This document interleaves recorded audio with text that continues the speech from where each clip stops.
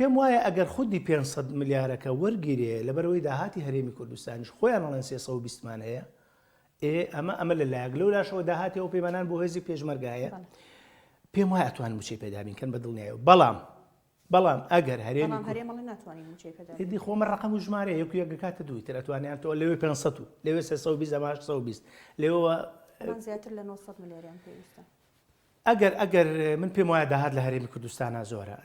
ئەمە نەوت خۆل بە ڕێگای تەنکەری شەرە فرۆشرێ کەس باسی ئەوە ناکە لە هەرێمی کوردستانە داهاتەکەی چی لێ دێ بۆ کوێچ بەداخەوە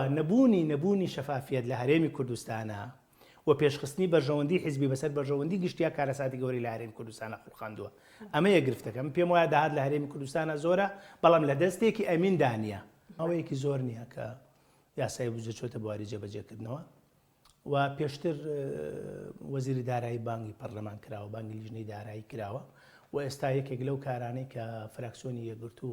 لە بەرنامەی کاریدا هەیەەوە بەڕێز سەرۆکی فراکسیۆنەکەشمان ئاماژەی پێکرد کە لە ئایندەیەکی نزیکە ئێمە وەزیری دارایی بانگ لیژنەی داراییە پەرلەمانەکەین بۆی ڕوونکردنەوە بدا لەسەر ئەم حاڵەتی کە بەڕاستی دروست بووە لە هەرێمی کوردستان.